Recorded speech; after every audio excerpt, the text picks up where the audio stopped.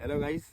तो आज हम आए हैं गांव की हरियाली में, है ना। हरियाली तो अभी नहीं है, क्योंकि फसल कट चुकी है और अब यहाँ पर बोनी होगी, जो हम बोलते हैं कि अब वापस से फसल को उगाया जाएगा।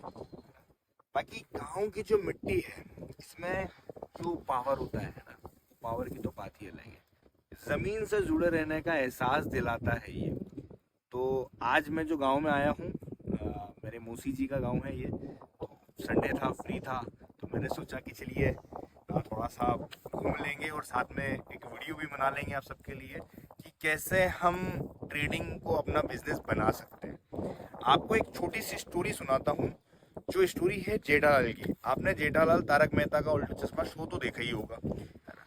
तो उसमें आपने देखा होगा कि उस गोकुलधाम सोसाइटी में बहुत सारे मेंबर्स रहते हैं और सभी मेंबर्स जॉब करते हैं और सब पढ़े लिखे हैं। ऐसा नहीं, जैसे कि आप अय्यर को देखेंगे, एक साइंटिस्ट है, एक किसी अच्छी बैंक में काम करता है, एक डॉक्टर है। तो आप देखेंगे, लेकिन कहीं ना कहीं उन्हें फाइनेंशियल फ्रीडम नहीं है ना।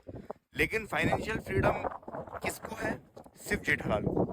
जेठालाल को इसलिए है क्योंकि वो एक बिजनेसमैन है। ना तो जेठालाल पढ़ा लिखा है, ना उसे इंग्लिश का नॉलेज है, ना उसे ज्यादा कुछ नॉलेज है, लेकिन फिर भी जेठालाल फाइनेंशियल फ्रीडम है। और उसको इतनी फ्रीडम है कि आप देख सकते हैं, आपने देखा होगा कि जेठालाल के पास कितना पैसा है और कितना पावर है। तो ये पावर क्यों है? क्योंकि जेठालाल बिजनेस करता है। और अगर आप भी ऐसे ही बिजनेस करेंगे तो आप भी ऐसे फाइनेंशियल फ्रीडम हो जाएंगे। जरूरी नहीं है कि आप कितने पढ़े लिखे हैं, आपने क्या पहले पहले हिस्ट्री में क्या किया है, उससे फर्क नहीं पड़ता है। आपको ट्रेडिंग को बिजनेस की वे से समझना पड़ेगा कि आप जो ट्रेडिंग कर रहे हो ये एक बिजनेस है। उसको धंधा बनाइए, है ना। उसको जुए की नजर से मत देखिए, धंधा बनाइए, उसको बिजनेस बनाइए, उसमें स्किल्स दीजिए। आप जैसे कोई सा भी धंधा करते हैं तो आपको वहां तक पहुंचने में थोड़ा समय लगता है ना। कि ऐसा तो होता नहीं है कि आज आपने दुकान खोली और आपकी दुकान आज ही चल जाएगी। सालों लगते हैं, महीनों लगते हैं, आपको मेहनत करना पड़ती है, बहुत सारे एफर्ट्स लगाने पड़ते हैं, जब जाके कहीं आपका बिजनेस सेट होता है। उसी प्रकार अगर आप जब ट्रेडिंग में 2 4 5 साल जब लगा देंगे ना, तो जब जाके आपका एफर्ट सेट होगा, आपका एक स्किल्स डेवलप होगा, उस स्किल्स डेवलप होने के बाद में आप ट्रेडिंग को प्रॉपर सीख पाओगे। आप क्या कर रहे हो, 1 महीना 2 महीना आप ट्रेडिंग कर रहे हो और लॉसेस हो गया और आप अवॉइड कर देते हो, फिर उस मार्केट से दूर चले जाते हो।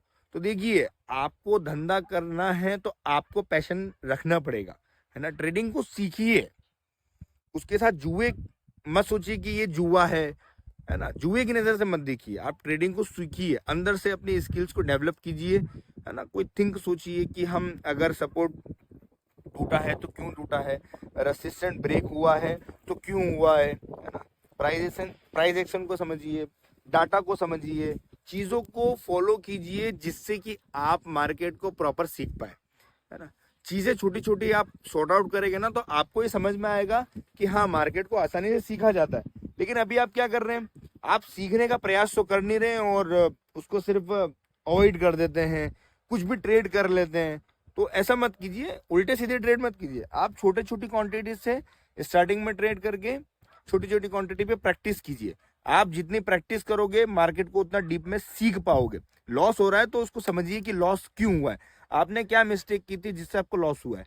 आपका लॉस तो होगा, लेकिन आपको उस लॉस के बाद उस लॉस से सीखना है कि आपने जो लॉस किया है उससे आपको क्या बेनिफिट हुआ है। अगर ये सीख गए तो आप समझ लीजिए कि आपने आपके फ्यूचर को बेस्ड मजबूत कर लिया है। मतलब, है ना, कि आप छोटी छोटी चीजों को आप जब सीखेंगे ना, तो आपका जो बेस है वो बहुत स्ट्रांग और मजबूत हो जाएगा। तो ये वीडियो आपको कैसी लगी नीचे कमेंट बॉक्स में बताएं, और ऐसी इंटरेस्टिंग चीजें सुनने के लिए और सीखने के लिए हमारे चैनल को फॉलो कीजिए।